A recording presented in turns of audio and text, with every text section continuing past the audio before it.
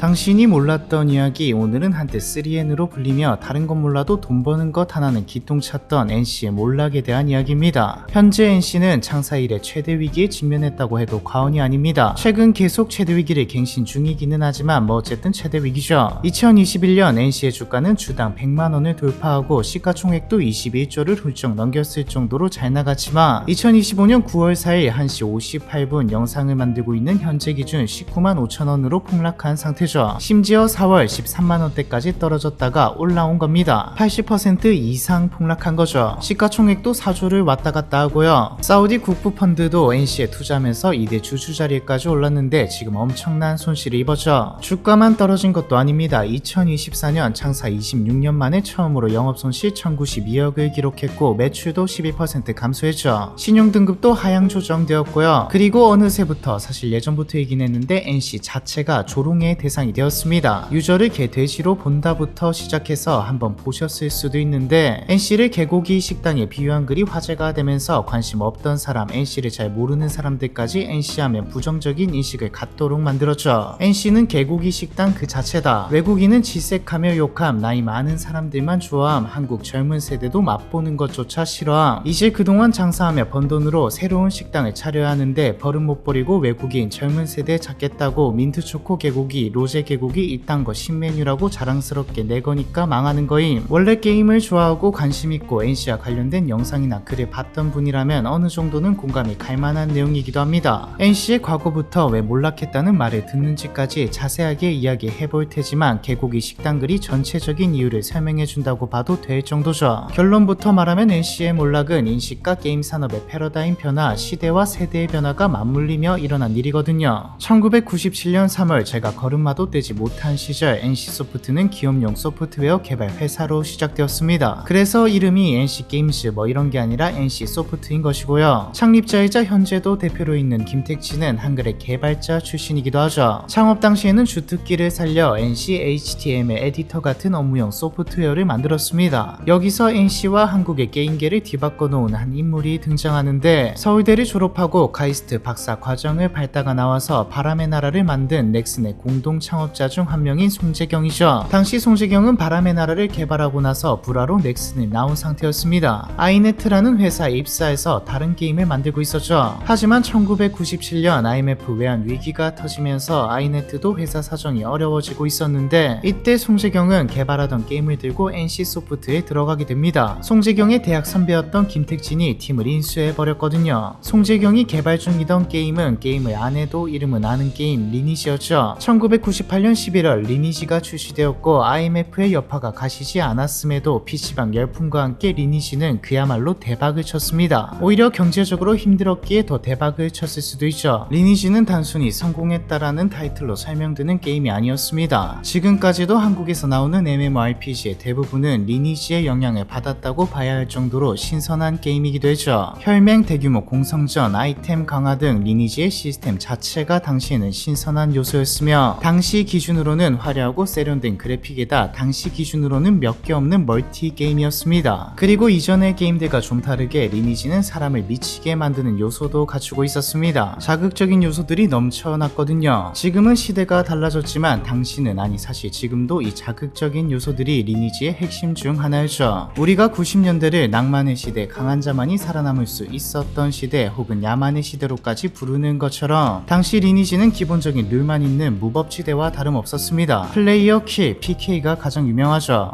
따로 결투장같이 싸울 수 있는 시스템이나 환경이 마련돼 있는 게 아니라 길 가다 죽이는 겁니다. 이것만으로도 재밌을 것 같은데 상대방을 죽이면 아이템을 얻을 수 있었죠. 아시다시피 리니지 아이템은 현금으로도 큰 가치가 있었습니다. 게임 내 화폐인 아덴도 현금으로 거래되었죠. 내가 강해지면 죽여서 아이템을 뺏든 뭐든 돈을 벌 수도 있다는 말입니다. 그리고 실제로 리니지를 전업으로 하면서 일반 직장인 연봉의 몇 배를 버는 사람도 많았고요. 자연스럽게 사람들은 지금 강한 사람들이 게임 내에서 어마어마한 영향력을 가진 것을 보고 또 돈도 많이 버는 걸 보고 자신들도 더 강해지려고 미친듯이 게임을 했죠. 그렇게 해서 리니지 페인이라는 이름으로 하나의 사회 문제로까지 대두되기 시작했습니다. 제가 96년생인데 제 나이대의 남자분들은 공감하실 겁니다. 학교 끝나고 PC방에 가면 소위 린저씨라고 불리는 아저씨들이 담배를 피며 앉아 있었죠. 평일 주말 안 가리고 언제 어느 시간에 가도 있었고요. 이게 돈이 엮이다 보니 현피까지 벌어지기도 했습니다. 현피는 현실과 PK를 합친 말로 만나서 맞짱 뜨는 거죠. 그만큼 많은 사람들에게 리니지는 단순히 게임이 아니라 자신의 모든 것을 쏟아부은 제2의 고향 수준이었습니다. 그럼 NC가 돈을 가장 많이 벌 수 있는 방법은 자명합니다. 페이 투 윈 시스템, 쉽게 말해서 돈 많이 지르면 강해질 수 있다로 가죠. 지금도 대부분 게임들이, 특히 모바일 게임들은 이런 비즈니스 모델을 가지고 가고 있고, 가차라고 원하는 아이템이나 뭔가가 있다면 돈 주고 사는 게 아니라 랜덤으로 뽑는 시스템도 있지만 리니지는 시간이 지날수록 좀 과해졌습니다. 일반적인 경우 많은 시간이 들긴 하지만 노력을 하면 어느 정도 수준에 도달할 수 있고, 돈을 지르면 이걸 앞당길 수 있는 시간을 아낄 수 있는 구조인데, 리니지는 돈을 안 지르면 아예 경쟁 자체가 불가능한 수준으로 과금 유도가 심해졌죠. 하지만 그래도 그럴수록 더 리니지에 빠져들었고, 리니지 상위권 유저들은 오히려 더 존경받고 더 명예로워졌습니다. 물론 한참 후의 이야기이긴 합니다. 부분 유료화는 넥슨이 먼저 도입했고, 이때 당시 리니지는 아이템을 현금화할 수 있을 뿐 정액제 형식으로 돈만 내면 게임을 즐길 수 있었죠. 리니지를 무기로 2000년 7월 코스닥 상장까지 하게 되는데 1조 8,800억이라는 당시 기준으로 역대 3위에 해당하는 청약 증거금을 모으며 자금도 빵빵해졌죠. 리니지의 신화가 계속되는 가운데 NC는 새로운 게임들을 개발하며 몸집을 키우기 시작했습니다. 이때부터 NC는 우상향 그래프를 그리며 폭발적인 성장을 이어갔죠. 2003년에 출시한 리니지2는 리니지만큼 장기적으로 사랑받지는 못했지만 충분히 매출적으로 성공했고, 2004년 월드 오브 워크래프트 와우가 등장하고 국내 MMORPG들이 우후죽순 나오며 성장세가 주춤하나 싶었지만, 앞서 말했듯 리니지의 과금 모델은 다른 게임에 비해서도 압도적으로 많은 돈을 쓰게 만드는 구조였기에 매출에는 문제가 없었습니다. 지금도 그렇지만 상위 1%의 유저들이 쓰는 돈이 매출의 대부분을 차지하기 때문에 사람이 좀 빠져도 돈을 쓰는 이 사람들만 있으면 되니까요. 다만 이때부터 제기되었던 우려적인 시선이 있긴 했죠. NC의 성공을 이끈 초기 인물들이 회사를 떠났거든요. 리니지의 아버지 송재경은 회사를 떠나 독립했고, 기획을 맡았던 최서구 이사, 개발팀장이던 박용현 등 창립 멤버 대다수가 이탈했습니다. 초기부터 함께 해왔던 인물들이 나갔다는 말은 진심으로 조언을 해줄 사람들이 없어졌다는 말이기도 했죠. 실제로 넥슨의 김정주, 이재웅처럼 함께 고민을 나눌 만한 공동 경영자가 없고 너무 고독하다는 지적까지 나왔습니다. 고독하다는 건 걱정의 목소리였지만 반대로 비판적인 입장에서는 무소불위의 단독 체제이기에 김택진이 방향을 잘못 잡으면 바로 회사가 휘청거린다는 말과 같았죠. 하지만 이런 우려는 금방 사그라들었습니다. 2008년 아이온이 출시되며 리니지 시리즈가 아닌데도 초대박을 쳤거든요. 2009년에는 리니지와 리니지2를 합친 것보다 아이온의 매출이 높을 정도였죠. 이 시기 리니지는 단일 게임 한국 최초로 누적 매출 1조를 돌파하면서 한국 게임 역사상 가장 성공적인 IP로 자리매김했고요. 물론 돈적인 면에서 말이죠. NC는 명실상부 대기업 반열에 올라섰습니다. 이때 당시 NC의 이미지는 지금처럼 나쁘지 않았습니다. 리니지의 이미지는 뉴스와 언론에서 하도 까다보니 안 좋았지만 NC 자체는 지금처럼 까이지는 않았죠. 내는 게임들을 보면 작품성도 있었고 시대를 조금 더 앞서간 면도 있었거든요. 어떻게 보면 한국 게임 기업 중 가장 도전적인 기업이기도 했습니다. 해외 진출도 적극적이었고 유의미한 성과도 냈고, 다른 분야는 몰라도 RPG에서는 많이 앞서 있었죠. 2012년에 출시된 블레이드 앤 소울은 비록 매출은 기대보다 낮게 나왔지만 흥행에도 성공했고, 당시에는 현존하는 MMORPG 중 최고 수준이라는 평가를 받기도 했습니다. NC에 대한 부정적인 이미지가 퍼지기 시작한 건 아이러니하게도 NC가 전성기를 맞이하면서죠. 2010년대에 들어서 스마트폰의 보급이 이루어지면서 과거 그냥 미니게임 수준이었던 모바일 게임 시장이 폭발적으로 성장하기 시작했습니다. 모바일 게임을 해보신 분들은 아실 건데 왜인지 모르겠지만 뭔가 PC로 게임하는 것보다 거부감 없이 과금하게 되는 느낌이죠. 무엇보다 모바일 시장은 사실상 모든 게임이 과금 유도를 하기에 게임사도 부담 없이 과금 유도를 할 수 있는 분위기가 형성되어 있었습니다. 그리고 어린 아이들부터 20대도 많이 하지만 과거 게임을 좋아했고 많이 하면서 자랐지만 현실을 사느라 일하고 오면 피곤해서 가정이 생겨서 등 여러가지 이유로 PC게임은 하기가 부담스러워진 직장인들에게 모바일 게임은 최적이었죠. 직장인들의 경우 학생이나 20대 초반들에 비해 인당 매출이 높을 수밖에 없기도 하고, 이 직장인들이 어릴 때 리니지를 하거나 보고 자랐던 세대이기에 NC에게는 말 그대로 최적의 환경이 조성되었습니다. 초기 NC는 의외로 바로 모바일 시장에 뛰어들지는 않았습니다. 오히려 게임사들이 우후죽순 양산형으로 모바일 게임을 찍어냈을 때도 뒤짐지고 보고 있었죠. 그러다 2016년 넷마블이 NC로부터 리니지2의 IP 라이선스를 받아 리니지2 나루토 레볼루션을 출시했는데 이게 첫날 스토어에서 매출 1위를 달성하고 1개월 매출만 2060억을 찍더니 결제 유저 비율이 92%, 그러니까 게임을 깔고 플레이한 사람 100명 중 92명이 결제를 하는 말도 안 되는 수치를 보여주었습니다. MMORPG가 모바일 게임 시장에 없었던 것도 아니었기에 리니지라는 IP가 얼마나 강력한지 볼 수 있는 사례였죠. 자연스럽게 다음 수순은 NC의 자체 개발이었습니다. 어마무시한 돈이 든다는 것을 깨달은 NC는 2017년 리니지 M을 내놓았죠. 사실 2016년에 이미 리니지 레드나이츠를 한번 냈지만 기존 리니지와 좀 많이 달랐기에 아예 망한 건 아니었지만 기대만큼의 성과가 나오지 않았습니다. 하지만 리니지 M은 달랐죠. 출시 전 간담회에서 리니지스럽게 개발했고 NC소프트답게 서비스할 것이라고 말했는데 이 말은 과거부터 이때까지 쭉 비판받았던 심각한 과금 유도와 더불어 한번 빠져든 사람은 헤어나지 못할 정도의 중독성을 일으키는 컨텐츠들까지 다 가져오겠다는 말이었죠. 그런데 리니지 M은 더 진화해서 나왔습니다. 과금 유도가 더 심해졌거든요. 그렇게 해서 나오게 된 리니지 M은 초대박을 쳤습니다. 매출 1위는 당연했고 한국 모바일 게임 최초 1매출 130억을 찍는가 하며 2018년에 발표한 누적 매출은 1조 5천억을 돌파했죠. NC는 창사 이래 최대의 매출과 영업이익을 찍었고요. 이후 NC는 일종의 성공 공식처럼 리니지를 찍어냈습니다. 2019년 리니지 2M, 2021년 리니지 W 전부 대박을 쳤죠. NC의 매출과 영업이익은 미친듯이 올랐고 주가도 마찬가지였습니다. 게임에 대한 평가는 좋지 않았지만 앞서 말했듯 돈을 많이 쓰는 헤비 유저가 어차피 매출의 대부분을 담당하고 리니지를 플레이하는 유저들은 그래픽이나 게임성 이런 게 중요한 게 아니었기에 문제는 없었죠. 하지만 이때부터 NC에 대한 여론은 나빠지기 시작했습니다. 리니지가 너무 흥행하다 보니 다른 게임사들도 리니지의 BM을 가져오기 시작했고 모든 게임들이 더 과금 유도를 많이 하는 방식으로 진화했거든요. 프롬 소프트웨어에서 개발한 소울 시리즈의 시스템이나 영향을 크게 받은 게임을 소울 라이크라고 부르는 것처럼 자동 전투로 레벨을 올리기 위해서 시간은 적게 들일 수 있지만 성장이나 강해지는 요소를 과금으로 다 채워버리고 경쟁심을 자극하면서 엄청난 돈을 쓰게 만드는 리니지 라이크가 매달 출시되었습니다. 전체적으로 게임 시장을 더 사행성으로 만드는 것도 문제였지만 NC는 실패를 두려워하지 않고 게임 개발을 하는 회사가 아니라 돈 버는 게임만 개발하는 회사로 이미지가 굳어지면서 또 실제로 그렇게 했기에 욕을 먹기 시작했죠. 리니지 라이크가 많이 나왔지만 원조 맛집 리니지를 능가할 수는 없었고 한 번 돈을 쓴 유저는 쓴 돈이 아까워서라도 이탈하지 않았기에 매출은 유지되었지만 NC소프트는 리니지가 모든 매출을 담당하는 리니지 소프트라고 불러도 되는 수준의 회사가 되었습니다. 이 말은 리니지가 흔들리면 NC도 흔들린다는 말이었죠. 당연하게도 NC의 몰락은 리니지가 흔들리면서 시작되었습니다. 2021년 리니지 M 문양 시스템 롤백 사건이 터지면서부터죠. 리니지 M에는 스탯을 올려주는 문양 시스템이 존재합니다. 상위 유저들은 엄청난 현금을 써가며 문양을 완성시켰는데 1월 27일 갑자기 기억 시스템이 도입되면서 비교적 적은 돈으로 완성할 수 있게 되자 당연히 상위권 유저들은 반발할 수밖에 없었죠. 리니지는 기존 고객과의 형평성을 심하게 해친다며 롤백을 선언했고 기억 시스템을 없애버렸습니다. 이 사이 과금했던 유저들에게는 돈을 돌려주지는 않았고 다이아라고 게임 내에서 현금처럼 쓰는 화폐로 줬죠. 언뜻 게임을 안 하시는 분이면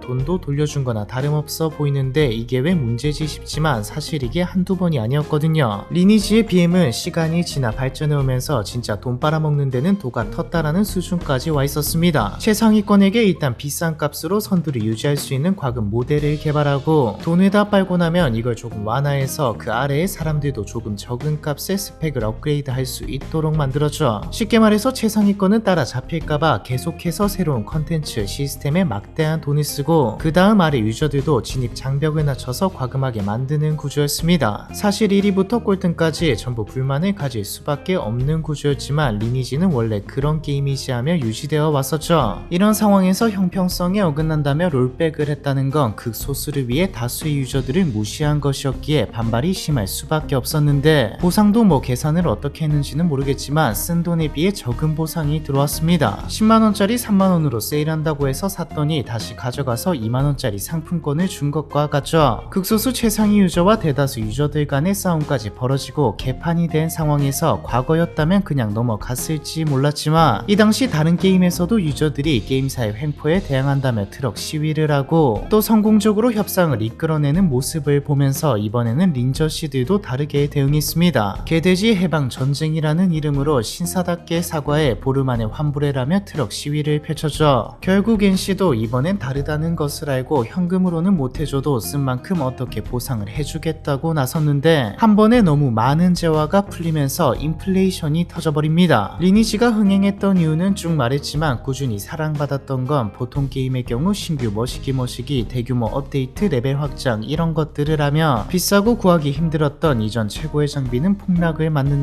리니지는 NC가 길을 쓰고 가치를 유지해줬기 때문입니다. 하지만 인플레이션이 터지면서 이 공식이 깨져버린 것이죠. 결국 유저수는 순식간에 빠져나갔고 NC 이미지는 회복이 가능한가 싶은 수준으로 타격을 입었죠. 사건이 터지면서 리니지에 관심이 없던 사람들도 얼마나 많은 돈을 써야 하는지 그 안에서 어떤 일이 일어났는지 알게 되었거든요. 이 말은 신규 유저 유치도 사실상 불가능해졌다는 말이기도 합니다. 매출의 전체를 담당했던 리니지가 추락해가니 NC의 돌파구는 신작밖에 없죠. 그런데 신작의 상태가 결론부터 말하면 다 망했습니다. 그것도 심각하다 싶은 수준의 혹평을 들으면서 말이죠. 호평을 받았던 블레이드 앤 소울의 후속작 블레이드 앤 소울 2는 완벽한 리니지 라이크였고 여성 유저와 라이트 유저들 그리고 2030에게 어필하겠다고 내놓은 트릭스터임은 그래픽만 귀여운 리니지였습니다. 야심차게 내놓은 대작 TL 스론 앤 리버티도 망했고 뭐네 다 망이죠. 2030 세대에게 NC가 내놓은 게임은 해볼 가치도 없는 게임이라는 이미지가 형성되고 앞서 나온 여러가지 사건들로 이미 충성 고객의 다수도 등을 돌렸으니 매출이 떨어지고 주가가 폭락하는 건 당연한 수순이었습니다. 그리고 주가는 현재뿐 아니라 미래의 기대와 가능성을 포함합니다. 이 말은 NC의 미래도 안 좋게 점쳐지고 있다는 것이죠. 여전히 고가금 모델의 게임이 잘 되고 있긴 하지만 게임 그 자체의 재미를 추구하려는 경향으로 게임판의 흐름도 변하고 있고 NC가 제일 잘하는 리니지 라이크는 시장에서 너무 이미지가 안 좋은 것도 있지만 이미 리니지를 대체하는 리니지 라이크나 RPG가 너무 많이 나왔습니다. 다시 어떻게 재밌는 게임을 내면 되는 거 아닌가 처음에 나왔던 개고기 글을 다시 떠올려보죠. NC는 감을 잃었다는 평가가 지배적이고 또 실제로도 그래 보입니다. 매번 이번에는 다르다고 말하지만 그래픽만 다른 리니지가 나왔기에 더 이상 기대도 하지 않게 되었죠. 다른 기업들은 대표적으로 넥슨도 돈슨이라고 불렸지만 따로 계속해서 혁신을 거듭한 것에 반해 NC는 돈에만 집중해서 혁신과 미래를 버렸고 시대가 변하고 새로운 세대가 원하고 재밌어하는 것을 아예 감을 못 잡게 되면서 추락했다로 정리할 수 있겠네요. NC의 회생은 진짜 쉽지 않습니다. 게임은 종합 문화 예술로도 볼 수 있기에 이미지가 엄청 중요한데 이걸 잃었으니까요. 영광과 오만 좌절의 서사 NC의 몰락에 대한 이야기 이번 편은 여기까지입니다.